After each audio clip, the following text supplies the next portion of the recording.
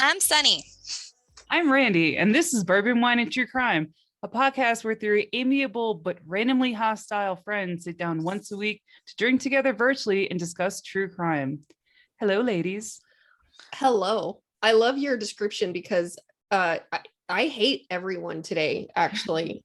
Not randomly. I just hate everybody. I hate it's on purpose. Today. It's on purpose. It's people driving, planted. people in Walmart, people in front of me, people behind me. I hate all the people. All the people suck. Did you get some of the slow walkers in front of you? Oh, I got the slow walkers, and I got, in Walmart now they make you self-checkout because they trained you for that shit.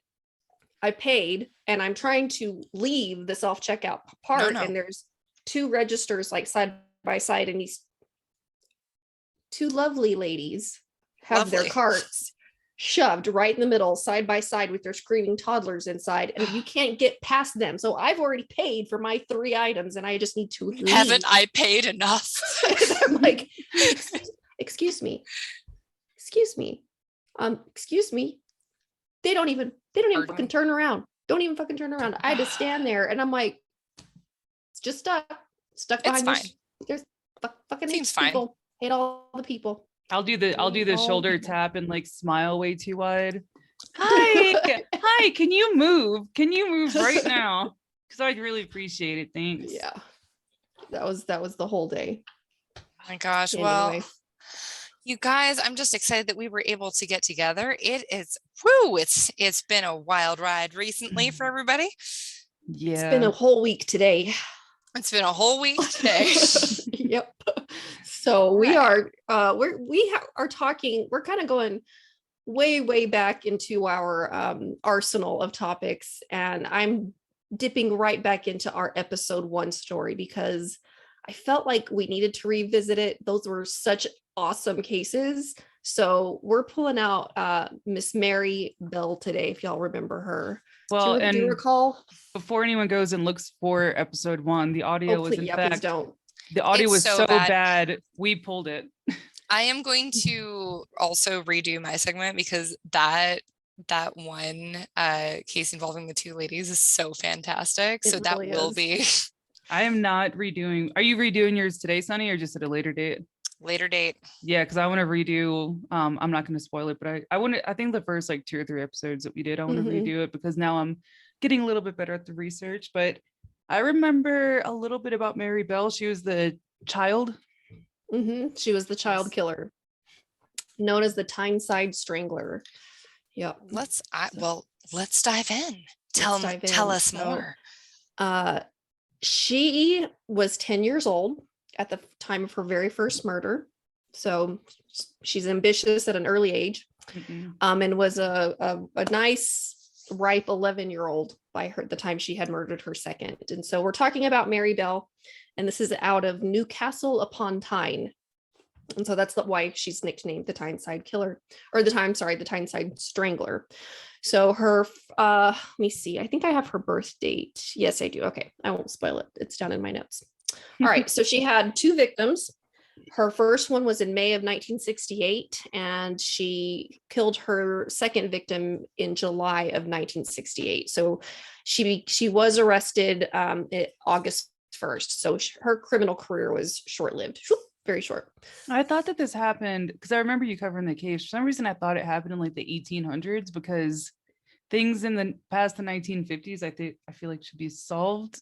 I mean, it was solved pretty quickly, but it was solved. It just was a very, maybe we thought that because it was a very bleak time in that England era. Everything was just gray, just like shades of gray, shades of soot. Kids were barefoot. 50 Shades of Soot, slightly different story. All different. Still rated R. Slightly different. Still rated R. It's just not great in a different way. That's right. So, all right. She was born on May 26th, 1957. So she's recently now, she should be about 65, 66 years old. So she's not very old. I mean, no. She was a Gemini, and so we see 2 sides of her very much that we'll get into. So when after she becomes arrested, and we're just going to spoil the story, way to bury the lead. her probation officer is quoted as saying that Mary had made herself into two people for her own sake. So people even saw two like very different personalities from Mary Bell. All right, so she was eventually diagnosed with psychopathy, which can sometimes be synonymous with sociopathy, but she was, you guys can tell me what you think. I feel like she's more of a sociopath than a psychopath. Is this, and they diagnosed her when she was arrested at 11? Yeah. I feel like all kids are one or the other. Sociopaths? Yes. Totally. Mm-hmm. Yep. Yep. Toddlers for sure. Yes. They the don't, worst kind. I have limited experience with kids because I don't like them, but from what I've seen is it's like they're either super emotional or they have no emotion. Mm-hmm. In the 6 kids that I know. Well, their ability to regulate is pretty limited. I actually just listened to something really fascinating about the evolution when they determine like that they're a different self, like different identity, and then that they have different emotional state. But for a lot of kids, the way they feel, they believe that the rest of the world feels that way too. Mm-hmm. So that's part of the reason why they don't recognize that other people have different emotional responses. Mm-hmm. They believe if they're upset, everyone's upset. That makes a lot of sense because I feel like they want you to react a certain way. Yeah. And it's because they think that you feel that way when you're like, no. So they're just like, I want ice cream. You're not giving me ice cream. And so I'm upset. Why are you not crying about this? We don't have ice cream. Why are you? Why'd you peel the You broke up the cactus. You broke. I was just talking about that yesterday. It was too. What? So what cactus? So Sonny's little was probably 4 or 5, and I was babysitting. He was like 3. Yeah, that age. Yes. And he's in the kitchen and he's yelling at me. He's like, I want a cactus. Or he was asking. And then I yelled to his brother and I was like, hey, what's a cactus? And he's like, cracker. And I was like, where are you going? He was like, graham cracker. I was like, okay. So I just cleaned the house. And in my head, if I give a child a whole graham cracker, he's going to immediately shatter it, and graham cracker crumb is going to go everywhere, and they're a bitch to clean up. So what I do is I break it in little pieces and I put it in a bowl and I hand it to him. He used to do this thing. I don't know if he still does it, but he would, if you gave him something and it was wrong, he'd look at you and then he absolutely still does that. Can confirm. Yes, so can confirm. I'm like, what's going on? And his brother's like, oh no, you have to give it to him whole. And I'm like, look at me. I'm the adult now. You're gonna make a mess. I'm the captain now. I'm the captain. And I'm explaining this to this 3-year-old. He was very upset with me that, look, you're gonna make a mess. I just cleaned the house. I'm not cleaning up after you. And if anyone is questioning this, no, I don't have kids and I have no intention of having them. So you're going to eat this. And if you're not going to eat this and you're not going to eat it, and you're going to go on about your way. This kid threw like a 2-hour temper tantrum. But by that point, I was invested. Like, you are not going to win. So if that story ever comes up in therapy, I take full. He ate the cactus eventually. He eventually ate the fucking cactus because I'm the adult and I'm winning. I also knew I was giving him back in like 12 hours. Yeah. Fair. When they were with us this summer, I have fed him the same exact thing every morning, like eggs with toast, no butter, because I learned. And then like one morning, he and I are very similar. We don't do butter. One morning he was like, I don't like the eggs and toast. And I'm like, you literally have eaten it every single day. He's like, they're terrible now. And I hate you. And I hate everything. Yeah. I was like, okay, well, I don't know what to do with that. So you just sit there. Long story short, every child is a psychopath or a sociopath. Yes. So, okay, we'll be quiet and we'll let you continue on. Okay. Whew. So some risk factors of both psychopathy and sociopathy are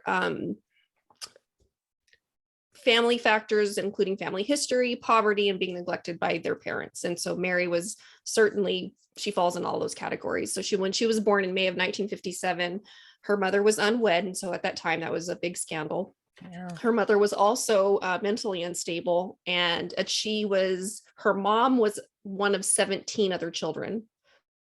So not a whole lot of attention going on over there. 17? Yep. Yes. So thanks, I hate it. Yep. So Mary's mother, her name was Betty Bell, and she also displayed signs of mental illness early on in her life, particularly psychopathy. So it's talking just a little bit more about her mother to kind of understand Mary's very young history. Her mother was a prostitute and she specialized in sadomasochism. Oh, And she wow. started selling her daughter, Mary, to clients at an early age of 3 or 4. So the reports vary, No. but she was selling Mary to her own clients so when you're specializing in sadomasochism. You're selling your kid? Mhm. So when Mary was born, her mother explained, "Take that thing away from me." She tried to sell Mary to a woman who was not, the woman was trying to adopt and the government wouldn't approve her. So Betty was going to sell Mary to her because she wanted a child. And the woman, she'd bought toys and dresses for Mary and was really ready to like adopt Mary or buy her from Betty.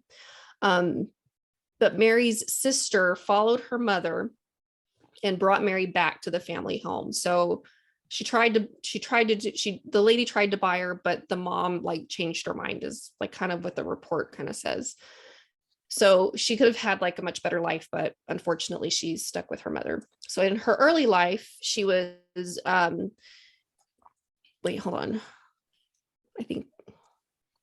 Doesn't all of your cognitive development happen before what, 10 or 5? I mean, You're still developing. You're still developing for a while. Yeah. Yeah, no, but isn't, I have to, okay. I don't know. So no, you're right. So the emotional like baseline one happens between ages 6 and 9. Okay. And so like a lot of you understanding like how to appropriately react to stuff like that sort of solidified by 9. Mm-hmm. And so by this time, she's 3 or 4. She's being sold to clients by her mother, and her mom is giving her pills and giving her drugs. And she had already gone through multiple overdoses by the time she was like 5 years old because of her mom. She had to have her stomach pumped at one point. And she kept telling Mary to eat the candy. And so Mary would eat the candy and it would make her sick because it wasn't candy, it was drugs. And this can cause, like you're asking about cognitive ability and development, it caused serious brain damage. And so this type of brain damage is a common trait among violent offenders, as studies have shown. So we don't really know exactly who her father is. It's speculated that it was this person named Billy Bell, and he was present in her life, but was also referred to as Uncle Billy. So are they married? Are they not married? You see that sometimes though, whenever it's a child out of wedlock and the father is still around, it's an uncle or it's a cousin or And it sounds like this was also done so that her mother Betty could still receive government assistance, because on the books, like, she was unmarried with children, and so she could receive government aid. So Mary, when she was very little, she was just unable to bond with anybody else and would often lash out violently. And one time she was bashing Uncle Billy's nose with a toy. And at the age of 5, Mary witnessed one of her friends being hit by a bus and be killed. So like when you're talking about trying to understand how to react to situations, or you're learning how to react to situations, and all your life it's like extreme ones. It's extreme situations, and no one is like really teaching you those like skills, So she witnesses this, and it was pretty traumatizing for her, but also she had nothing to process it with. She didn't have the tools to do that. When she started kindergarten, her teachers said that she was almost always naughty, and was putting her hands around other students' necks and attempted to strangle them. And asked why she would do this, she simply said, "Why? Can it kill him?" If she was being sold to men or whatever, they were interested in sadomasochistic behavior, then she's probably mimicking something that either she'd seen or that was done to her. Or both. So let's get into her offenses. So on May 25th, 1968, the day before her 11th birthday, Mary strangled 4-year-old Martin Brown in an abandoned house. She is believed to have committed this crime alone. In a notebook, Mary had written down that she had been with the boy who just laid down and died. Before Martin's death, a 3-year-old boy was found behind some empty sheds near a pub, bleeding from the head. And he was found by Mary and her friend Norma Bell. So Norma is her friend, but no relation. Mm-hmm. The boy was a cousin of Mary's. They said that he fell, but Mary later admitted to pushing him over the ledge. There were 3 more incidents of Mary wrapping her hands around the necks of other friends, quote, according to the official report on May 15th. The Bell girls had been warned as to their future conduct. And then 10 days later, Martin Brown was killed. So kind of the timeline there is she had pushed this kid off of the ledge. She's like, oh no, we found him and he's bleeding. And then she later confesses that she did it. And then 10 days later, she does indeed strangle Martin Brown, 4 years old. So when Martin was last seen, it was approximately 3:15, and he was discovered at 3:30, lying on the floor of a boarded up house. So like a 15-minute window. Three boys were foraging for some scrap wood and had found the child on his back next to a window with blood and saliva trickling out of the side of his cheek and chin. Panicked, the boys, they called out to the construction workers outside who remembered giving little Martin some biscuits earlier that day. They raced up the stairs and tried to revive him, but Martin was already dead. Oh. One of the boys noticed Mary Bell and a friend coming toward the house and stopped directly below the window. And Mary said, shall we go up? They squeezed through the boards to get inside. Mary had brought Norma to show her that she had killed Martin, but they were told to go away. The girls then went to find Martin's aunt to tell her that there had been an accident, that they thought it was Martin, and that there was blood all over. So they run up to go get his aunt, and they tell her, hey, come here, like, I'll show you where it is. So strangely, the police could not find any signs of violence. So a bottle of aspirin was nearby, and they thought, well, maybe he ate all the aspirin. But there was no visible strangulation marks on the child, and therefore authorities believed his death was accidental at the time. And so the criminal investigation department was not called in that moment. What did aspirin are? Because you said he was bleeding from the mouth. Mm-hmm. Would an aspirin overdose cause it? I don't think so. Sonny, you're a resident medical expert. I don't think that would cause aspirin causing bleeding from the 4-year-old. Yeah. I mean, so it sort of depends. Like usually you're going to see that from like excessive esophageal irritation. So that usually is going to be like a buildup over quite a bit of time. Yeah. So that's why you see like the esophageal varices like bursting in alcoholics and things like that. But it's from like continual exacerbation versus it being acute. I don't know. I mean, I don't think if you took too much, it could irritate the stomach lining enough where you're vomiting blood. But yeah. But like they said, like there was no signs of violence. And so there was no vomit. There was no markings on him. And like, the only thing I could think of is maybe she like shoved them in his mouth and like caused like biting of the tongue or something. His gums to bleed or something like that. But maybe like the strangulation, maybe he bit his tongue or something, but there was nothing I read that they couldn't find anything of that at that time. Weird. And I think we touched on this when we talked about it before, but I mean, she was all of 10 years old. It's not like she's going to have a lot of strength or force, and he's only 4, so it's not going to take a lot to cause that. So, you know, just applying some physics, it's not going to take a whole lot. So that's what I was thinking, is it takes usually a lot of strength to strangle somebody, but these are very small children. These are, yeah. 4 years old, man, little boy. It's probably a big size difference between a 3 and a 4-year-old and then a 10-year-old? Mm-hmm. Yes, huge. Like double. Yeah. Okay. And even if you're just an average 10-year-old size female, you're still not. I was at least 100 pounds by then. Well, I wasn't. Well, you weren't. I was 100 pounds. I was 100 pounds. Wait, okay. 10 years old. You're what, in like the 5th grade, 4th grade? Yeah, I didn't grow too much. 45 pounds. I didn't grow too much more than that. Like it was. I I was 123 pounds at 18. So I doubt I was 100 pounds at. The last time I weighed 123 pounds was in 6th grade. Oh, it didn't look good. 6th I or was 7th. 5'9" and 123. I looked very thin. Oh, Bubble, you're so thin. I hate both of you so much right now. Just shut up. I love You you. could not Girl, with I either of thought you. that I was going to be some sort of Amazonian woman because I grew so quickly. I was always like in the back row of all the pictures, and then I just stopped growing at age 12, and everybody else is like, I was like, but I also want to be tall, and they're like, no, you get to be that size forever. You're welcome. It's very deceiving.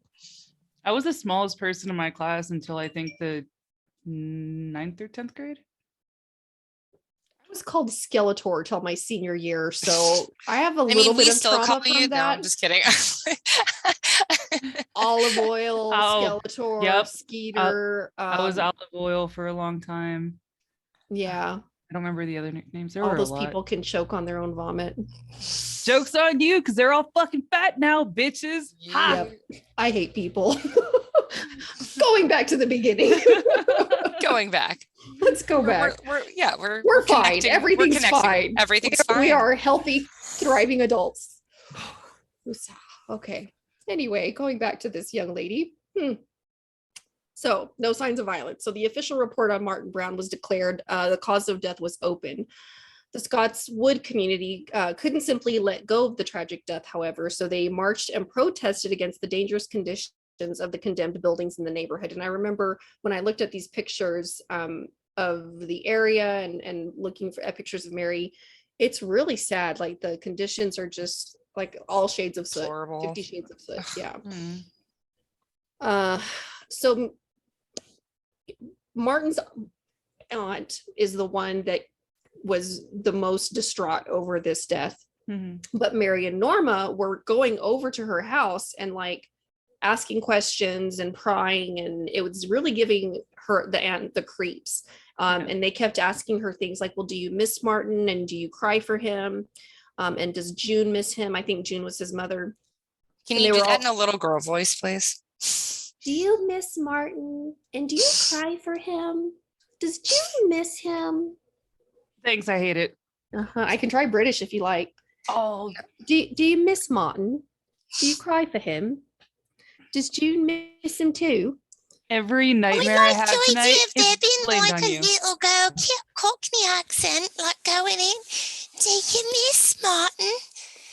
Do you cry for him? They were always grinning, and in the end, I could stand it no more and told them to get out and not to come back. But I wanted to see him in his coffin. We've lost our 3 listeners.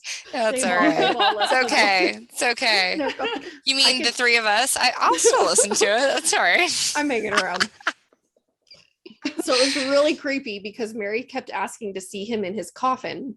So Martin's mother, June Brown, was also extremely bothered by the girls. After hearing a knock, June opened the front door to find Mary standing there, and Mary smiled and asked to see Martin. And I said, no, pet. I guess that's what they called children. Pet. No, pet. Martin is dead. She turned around and said, oh, I know he's dead. I wanted to see him in his coffin. And she was just still grinning. The mother says, I was just speechless that such a young child should want to see a dead baby. And I just slammed the door on her. At what point is it okay to punch a kid? I think you asked that exact same question in this case right about that exact time. If you go back over a year ago, I think at what point? Exact same thing. At what point is it okay to punch a kid? Because I couldn't imagine your child's dead, and then this sweet neighborhood girl shows up, and you're like, now I gotta explain to her that her friend is dead. And you're probably going through, like, obviously you're going to be going through all these emotions. And then she's like, no, I know. I want to see his body. You little fuck. It's, and then the Norma, the friend, she was just went along in the with family it too. Yeah. And she was a little bit older than Mary, but she just like did whatever Mary told her to do. Odd. Do we know if she was like a accomplice or participant? I don't think so. Just an admirer from afar. I think we'll get to it. I think we'll get to it. I'll stop asking questions. Okay, so Mary's ominous behavior was by no means exclusive to Martin's grieving family. On Sunday, the day following Martin's death, Mary celebrated her 11th birthday. And she did this by trying to throttle Norma's younger sister, so her friend's little sister. Fortunately, Norma's father saw Mary in the strangling the little girl and like chopped Mary's hands away. And he said he gave her a clip on the shoulder. But the day wasn't over yet, as the next day, the morning staff at the day nursery at Woodlands Crescents would make a chilling discovery. So now we get to her second victim, Brian Howe. So Mary is quoted as saying, after she had been arrested, Brian Howe had no mother, so he won't be missed. I could say that in a little girl voice if you would. Brian Howe had no mother, so he won't be missed. It's a very odd statement coming from Mary. I'm sorry, I'm not going to do Well, creepy little it's- British girl anymore. Her mother didn't want her. You know, her mother never missed her or wanted her. And so it was kind of an odd comment. Like, well, he has no mother, so he won't be missed. Or maybe it wasn't an odd comment. Maybe it was completely rational to her. I mean, it's like what Sunny was saying earlier about they think everybody feels the way that they feel. Yeah. Mhm. Yeah. So Brian was only 3 years old, and Mary and Norma eagerly offered to help find the missing toddler. They led Brian's sister to the exact location of the body. But Pat, that was his sister, was convinced he wouldn't be there. Mary was disappointed she wouldn't see the horror on Pat's face when she saw the body. The police found the body later that night around 11 p.m. He had been strangled, and the boy had been also mutilated with a pair of scissors. Mary had cut his hair, punctured his thighs, and even cut his penis. No, I don't like it. I don't like it. I don't like it. And there was an M carved onto him as well. It makes my stomach twinge. What the hell? 11 years old. Ugh.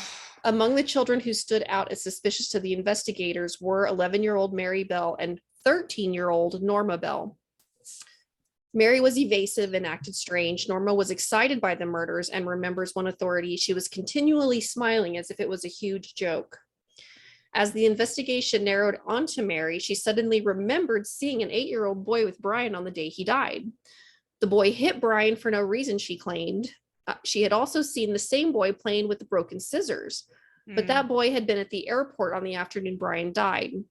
By revealing that Mary knew about the scissors, which was confidential evidence at the time, Mary implicated herself. She described them exactly, like silver colored and something wrong with the scissors, like one leg was either broken or bent. It was becoming clear that either Mary or Norma or both had seen Brian die, and one of them was probably the killer. Brian Howe was buried on August 7th. Detective Dobson was there, and Mary Bell was standing in front of the house where the coffin was brought out. He was watching her, and it was said that when he saw her there, that he knew that he'd not dare risk another day, that she stood there laughing and rubbing her hands, and he thought, oh my God, I have to bring her in. She'll do another one. Oh,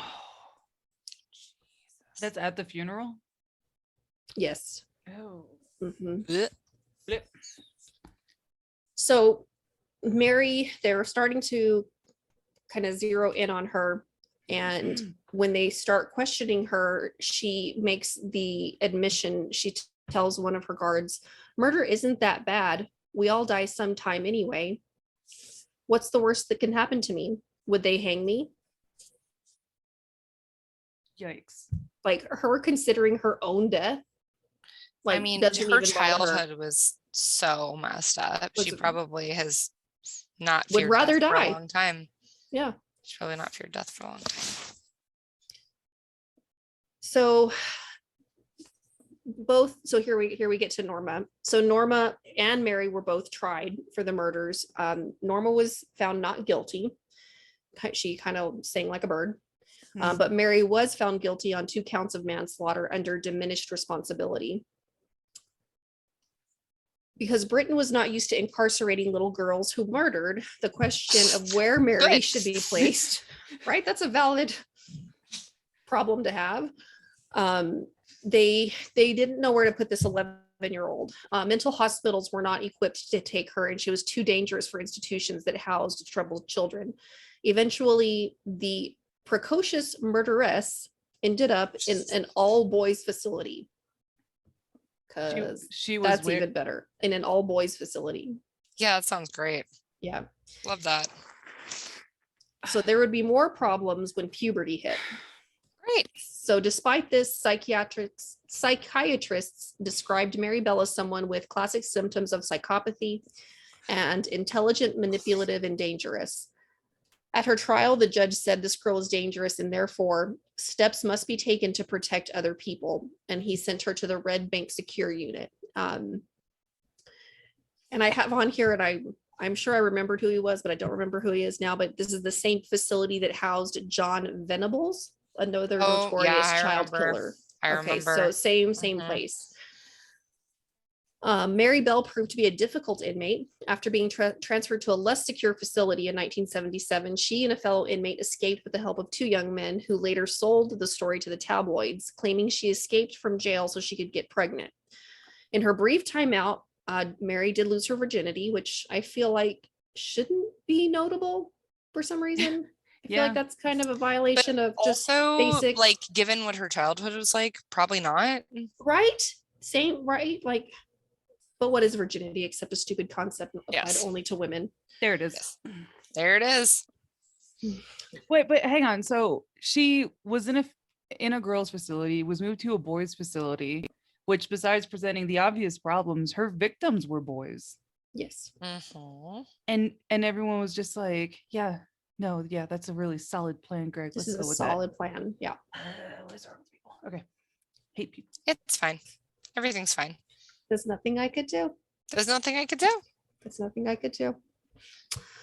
Okay, so okay, so she gets out. She apparently has a little fun and takes out her virginity to play with it for a little bit. The circumstances placed Mary back in the media spotlight when one of the boys who claimed to have taken her virginity, like, oh my God, explained the process and the details in the columns of the British tabloids. I hate that phrase, like, taken her virginity. Like, why would you print that? How old was she at this point? 16? Still a teenager.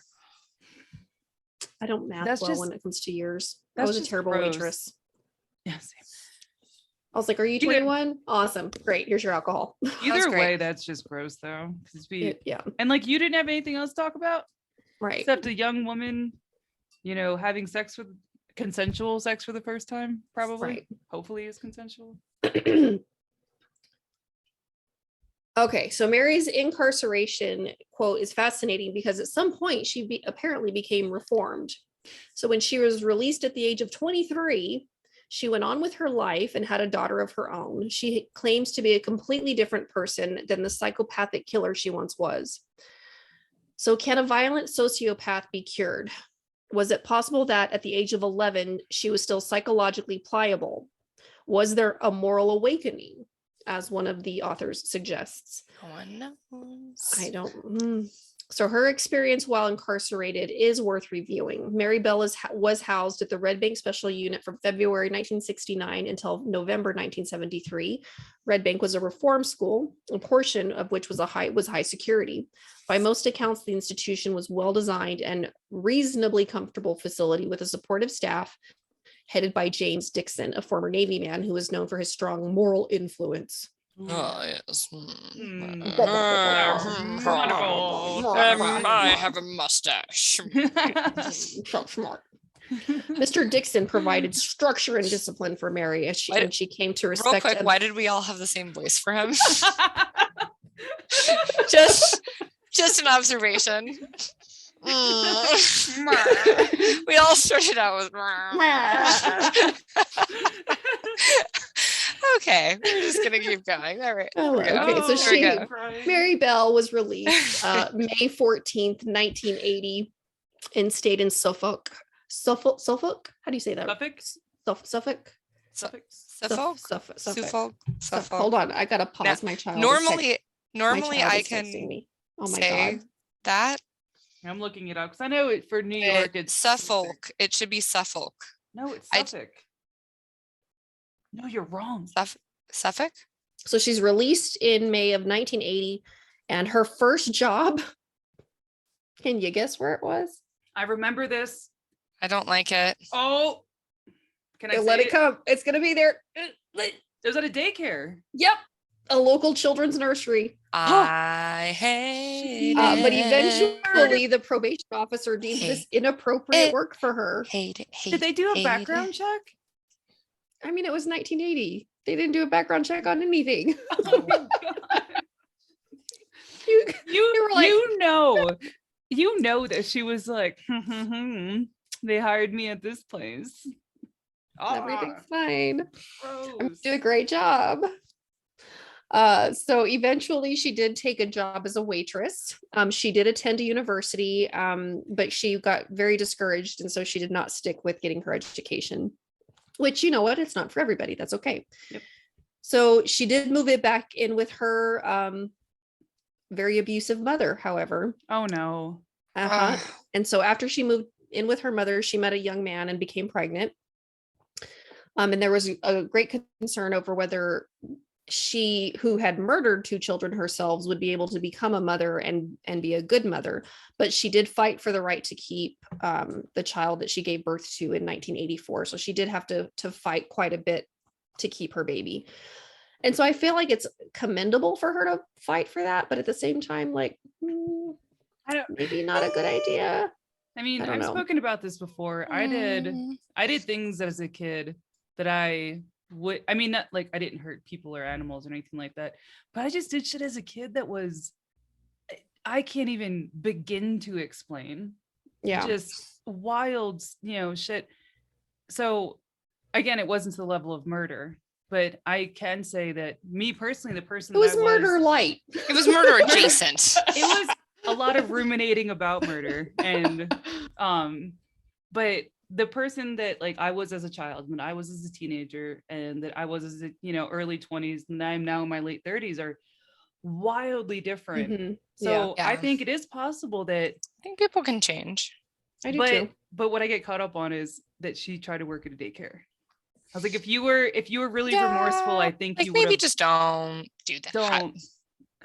Be respectful. That's fine. Maybe not cross that boundary. Do we know how she treated her daughter?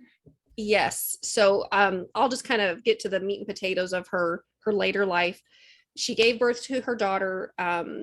She was given what is it, when you get to live in not witness protection, but you get to change your identity. Yeah. So once she was released, she got to change her name so that she could be try to be anonymous.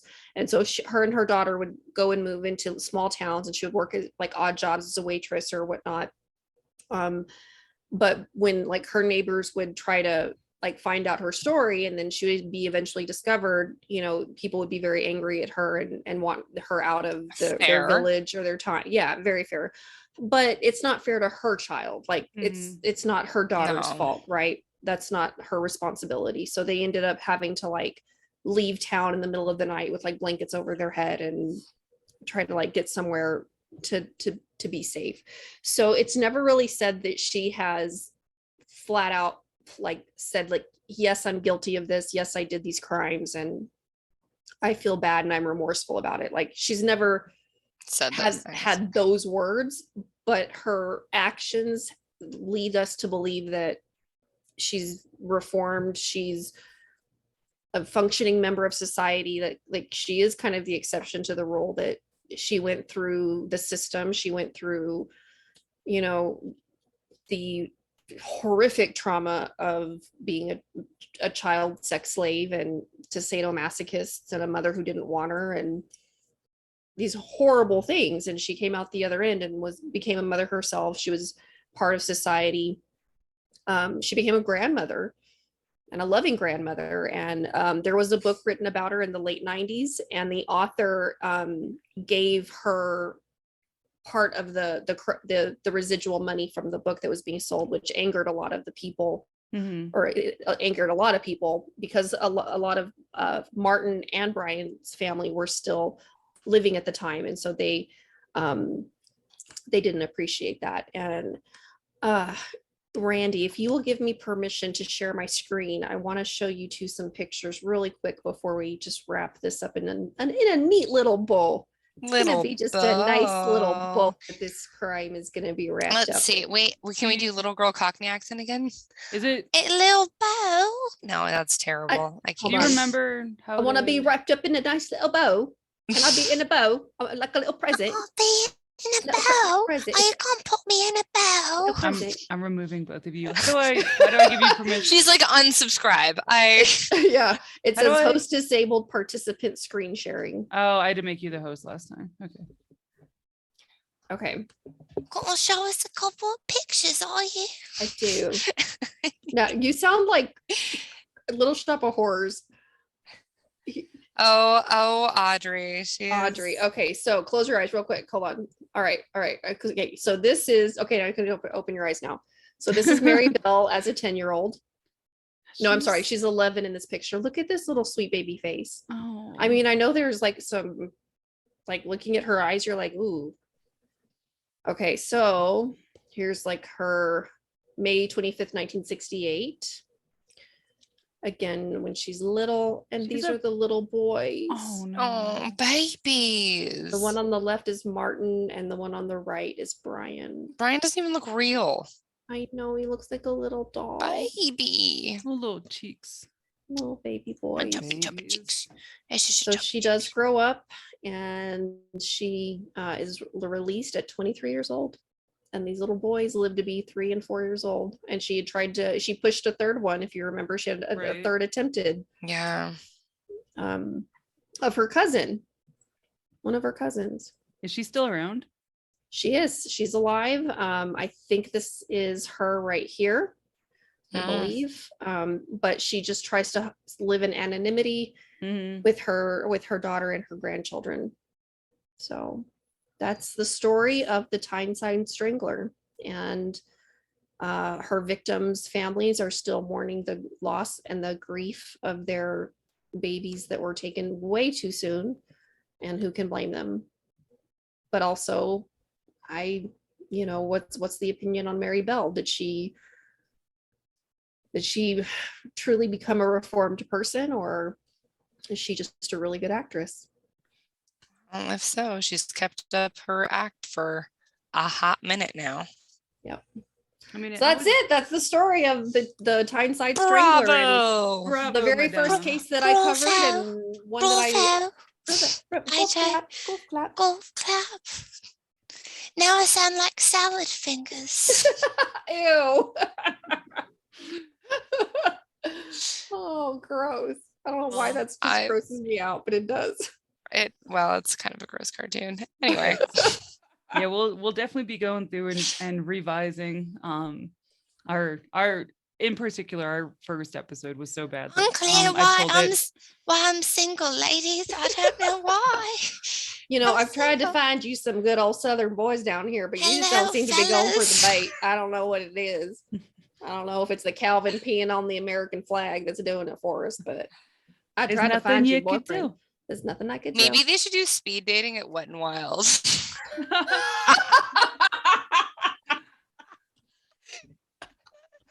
Uh, okay, so you can We've find us derailed. on Instagram at Bourbon Wine and True Crime. You can find us on all of the social media sites and the Facey Spacey at Yes. Bourbon Wine and True Crime, and you can email us at bourbonwineandtruecrime@yahoo.com. Yeah, And you if can. you liked this episode or found us remotely entertaining, please like and subscribe. Leave us a comment. We'd appreciate it. If there's a topic you'd like us to cover, give us a suggestion, and we just might use it. And if you're interested in sponsoring the new speed dating at Wet and Wild Water World in El Paso, Texas, then holla We at your are girl. here for it. We're here for it. Holla at you, girl. Holla at your girl. All right, Thank you for And- listening. and we'll see you next time. Bye. Bye. Love you.